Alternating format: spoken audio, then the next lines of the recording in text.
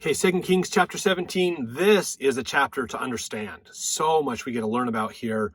We're going to see a lot of tie-in with history in this chapter, which is really cool to help us gain some more perspective on what's going on with this. So this is the actual chapter of the official destruction of Israel. This is the official scattering of Israel. Now remember, we had some already, and now the rest of it's going to happen basically. So this is an important chapter to understand, because this has a lot of significance for us in our day and age.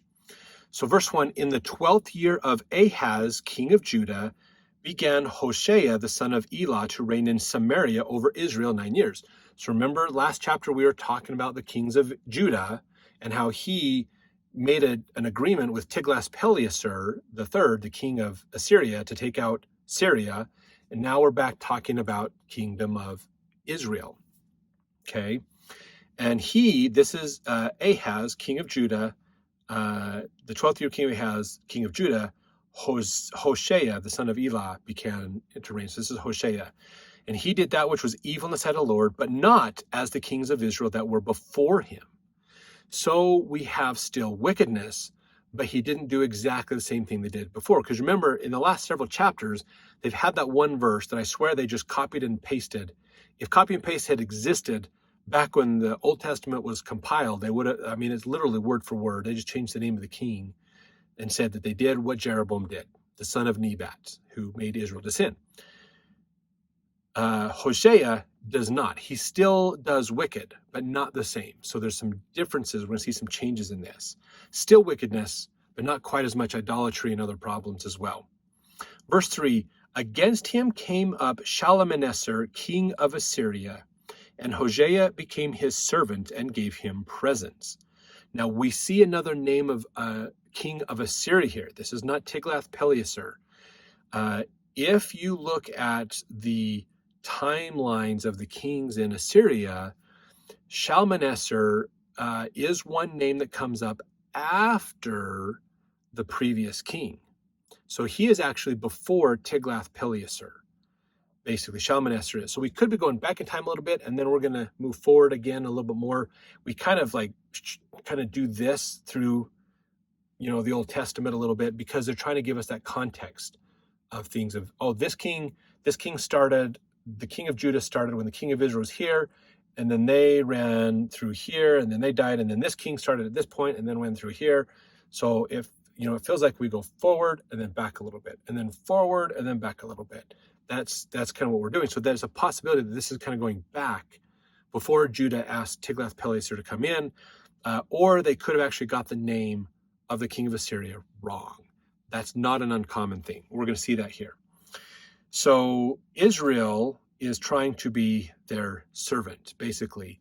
Now, at this time, this is an important time because at this time, Assyria had been growing. Assyria went through these phases. They would expand and grow, and then oftentimes when they were fighting so much, they didn't have time to put their armies out in the areas where they had conquered. So they would conquer areas, but not reinforce the areas, because they needed their army to go to the next area. If you've ever played the game of Risk, you understand this problem. In order for you to win, you have to push your armies out there and fight and dominate. But the problem is the act of dominating not only wears out your force, you lose men in battle, you have to replenish those armies, but you have to establish yourself. And this has happened, I don't know how many times, if you've ever played Risk, you push through, you have this big army built up, you push through a whole bunch of territories, only to have somebody come in behind you and take those territories away from you that you just conquered, because you didn't resupply and reinforce those areas. This is the problem Assyria has, as it grows, the kings, there's kings that'll grow it, and then there's other kings that come in and go, we need to establish it. And so they stop growing for a period to reinforce things. So Shalmaneser and his dad, they were part of a time where there wasn't a ton of growth, but reinforcing, basically. Not that Assyria became stagnant, but it was more of let's make sure that we can hold on to what we got, kind of a thing. Tiglath-Pileser which is more likely the one that destroyed Israel, he really grew the empire. He really pushed out there. He's doing history, is going across what's known, if you read this in history, they'll call it the Levant. What the Levant is basically Syria. It's the western side of Assyria, basically, where the nation of Syria, Israel, Judah, this Mediterranean side is. That's the Levant, where Samaria is, Jerusalem, Syria, Damascus, all those areas basically. He is known in history as taking over all of that area. So it could be that Shalmaneser, we could be jumping back a little bit, and then we'll jump forward here in a little bit more. So Israel is trying to make a deal with Shalmaneser, the precursor to Tiglath-Pileser in Israel, in Egypt, Assyria, basically. So verse 4, and the king of Assyria found conspiracy in Hosea, for he had sent messengers, so king of Egypt, and brought no present to the king of Assyria, as he had done year by year. Therefore the king of Assyria shut him up and bound him in prison. So here's the problem, Kay.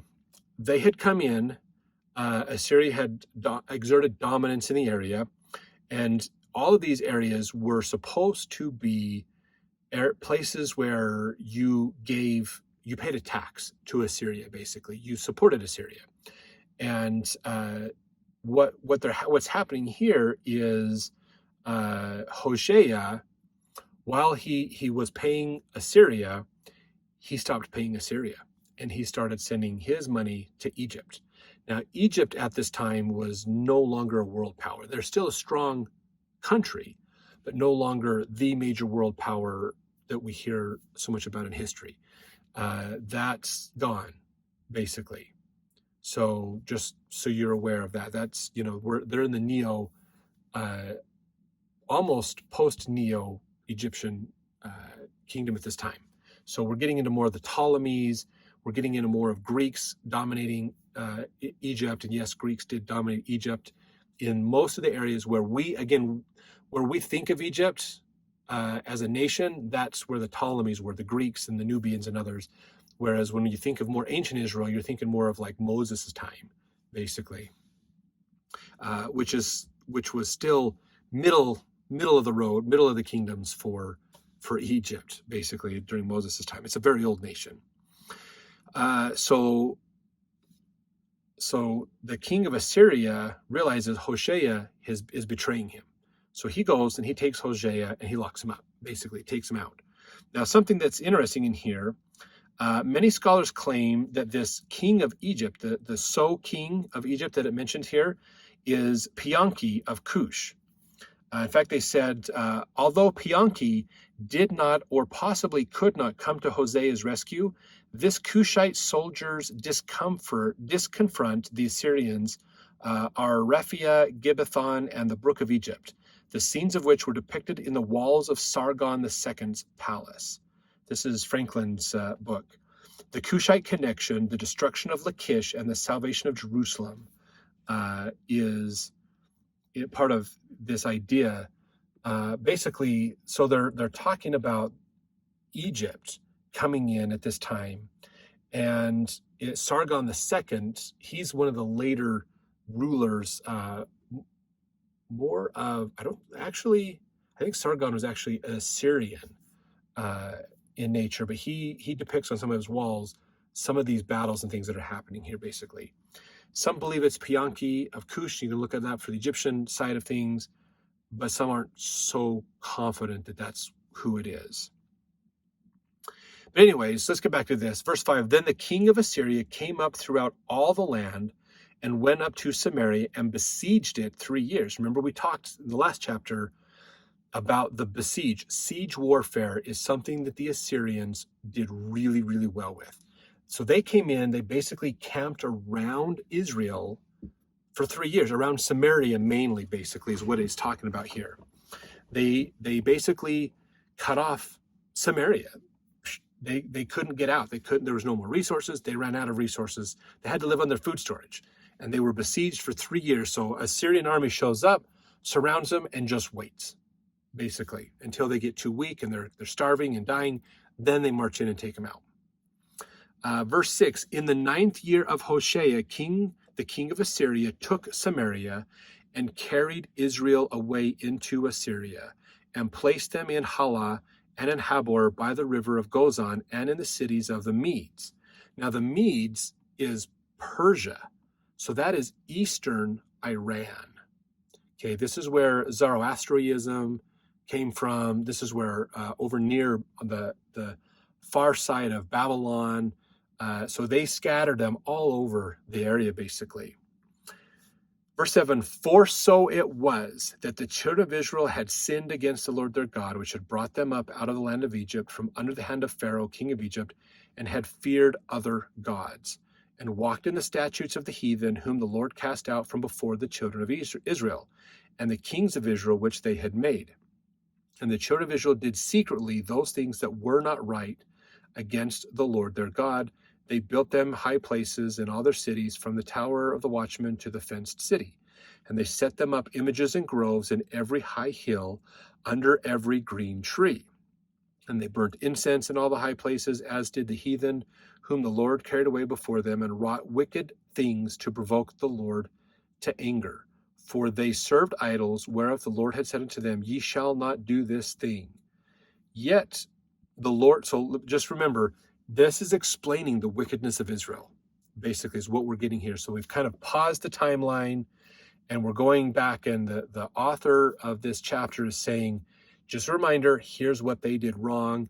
This is because this chapter is fulfilling the prophecy that if they didn't keep the statutes of God, they would be destroyed and scattered. But as part of the Abrahamic covenant, after they were scattered, they will be gathered at an appropriate time. And that's exactly what's happening in the latter days. So this is a good thing for us to understand for more context for our day and age. And remember, when they talk about groves in every high hill, they put up images, they put up idols to worship. They built buildings around these idols to have buildings to go into to worship them. They build groves. Some of those are these temples with all the pillars. Some of them are actually real groves of trees where they would worship Ashtaroth, a fertility god. They would have male prostitutes. They would have females. They would have all kinds of stuff going on. Lots of rampant immorality for fertility rites and all kinds of things that were going on, basically. They're burning incense. They're offering all the sacrifices they were supposed to do in the temple of Jerusalem. They were doing everywhere else. Why? Because Jeroboam and Rehoboam had a problem with power. They wanted it and didn't want the other one to have it. And so rather than follow God, they taught the people to follow a false religion so that they could have power over them. That's a big problem. Always think about that. Always remember that when you try to follow somebody politically or look at religions and things. That's usually what happens, okay? They set themselves up as a ruler, as a leader, and they want everyone to follow them because they are the most important ones in there. That's a bad sign. Okay, so now verse 13. Yet the Lord testified against Israel and against Judah by all the prophets and by all the seers, saying, turn ye from your evil ways and keep my commandments and my statutes, according to all the law which I commanded your fathers, which I sent to you by my servants, the prophets. So this is saying, remember, the prophets came to cry repentance to the people. That's what's happening here. And verse 14, notwithstanding, they would not hear, but hardened their necks like to the neck of their fathers, that did not believe in the Lord their God. So they didn't follow the commandments. Verse 15, and they rejected his statutes and his covenant that he made with their fathers, and his testimonies which he testified against them, and they followed vanity, and became vain, and went after the heathen that were round about them. That was, we call that today peer pressure. They wanted to be like the world. They didn't want to be a peculiar people or a separated people. They wanted to be like everybody else. They went after vanity. That is wealth and status and power. That's what they were going after. And it's interesting because it says here, they went after the heathen, concerning whom the Lord had charged them that they should not do like them. So they were told, don't do what the world is doing. Be different. And they said, no, we want to do what the world's doing. We want to dress the same way. We want to act the same way. We want to watch the same shows. We want to do the same things as everybody else. That is something we have to be careful with, especially in our day and age. I hope that resonates with you. If you're doing the same thing everybody else is doing, you might be on the wrong side of the line. Let's be careful and get ourselves going. Again, it's hard to tell, okay, like that philosophy of a fish. Does a fish know it is swimming and living in water? It's just a fish. It just knows what it's always known. So it doesn't think there's anything wrong with it. Okay, same with boiling a frog. If you boil the frog slowly, it doesn't know the difference until it's too late, basically. That's what's happening here. And that's what's happening in our day and age as well. So we need to look at what the prophet is saying and do what the prophet is telling us. The world's over here, prophet's over here. We need to go this way, not the other way around. So very, very important. Verse 16, they left all the commandments of the Lord their God and made them molten images, even 2 calves, and made a grove and worshipped all the host of heaven and served Baal. They caused their sons and daughters to pass through the fire and used divination and enchantments and sold themselves to do evil in the sight of the Lord to provoke him to anger. Sold themselves, servitude, prostitution, those kinds of things as well. They used divination. They're looking for signs. They're looking for a way to predict the future, but they're using like rune stones or bones or sticks or things like that they would rub them together and throw on the ground, and whatever they would lay in, the person would have to interpret, what did that mean? What is the sign we're learning from these things, from this random throw of a dice or whatever? That's what they did. Now, here's what's fascinating. They were doing similar things that Moses told them to do. They were still offering the sacrifices. They were still doing those things, still having a Sabbath worship, still doing that. It had the appearance of right, but was done in the wrong way. Very important point to think about, okay? I'd love to hear your comments, in fact, on this as well. What do you think about this, and how does this translate into our day and age? Are we really that different from what's happening to them, basically? So, verse 18, therefore the Lord was very angry with Israel and removed them out of his sight. There was none left but the tribe of Judah only. And technically there's a little bit of Benjamin in there because those 2 tribes kind of merged together. But for the most part, it was Judah.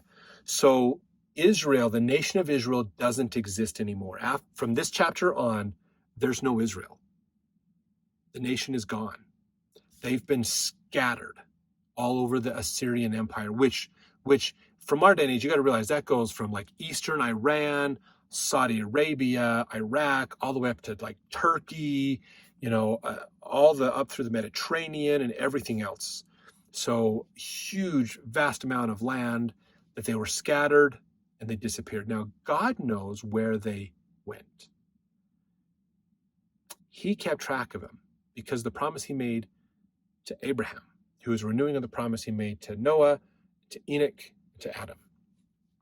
Very important. This is the covenants that we make, a covenant people. God will have a covenant people. That's why we're here, the latter days, the restoration.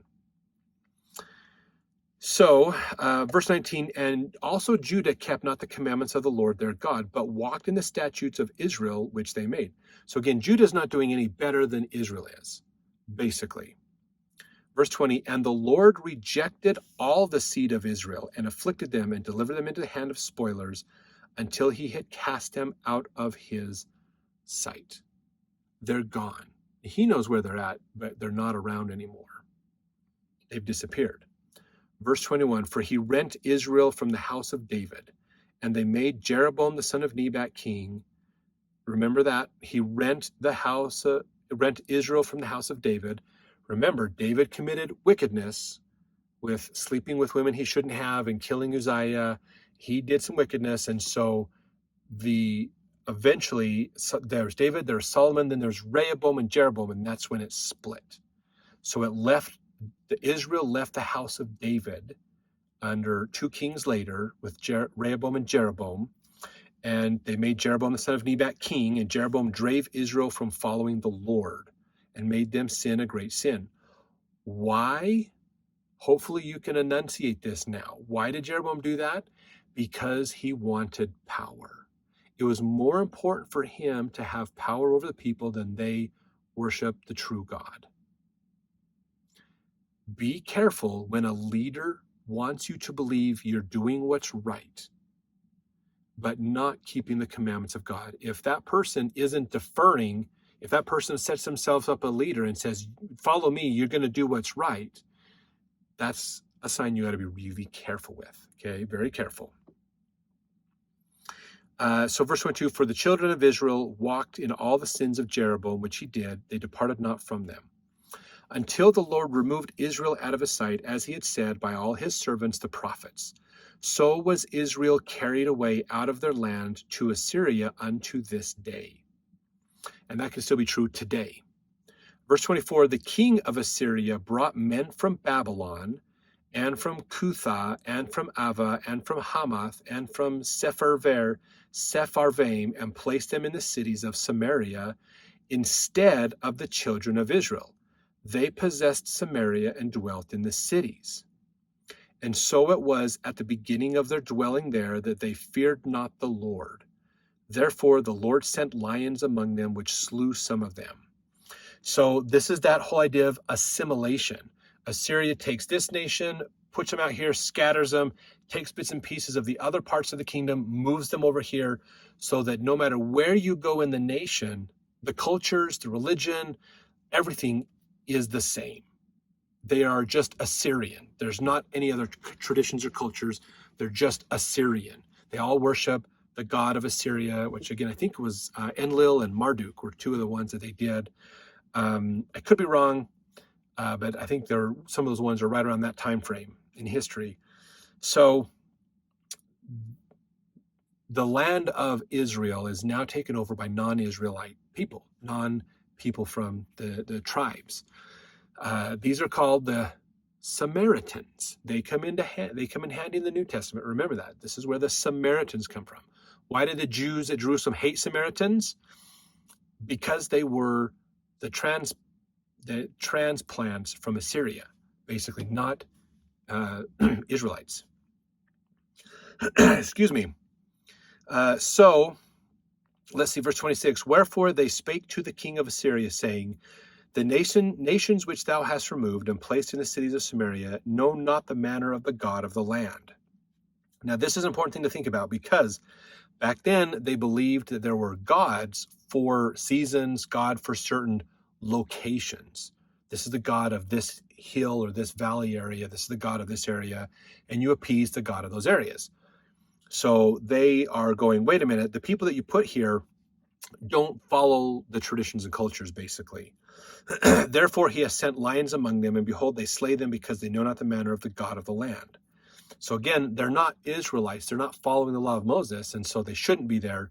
And so as it says in this chapter, that it is believed that God sent lions in, so they got a hit with some wild beasts that started wreaking havoc through the lands of Israel, basically, on these new people. Verse 27, then the king of Assyria commanded, saying, carry thither one of the priests whom ye brought from thence.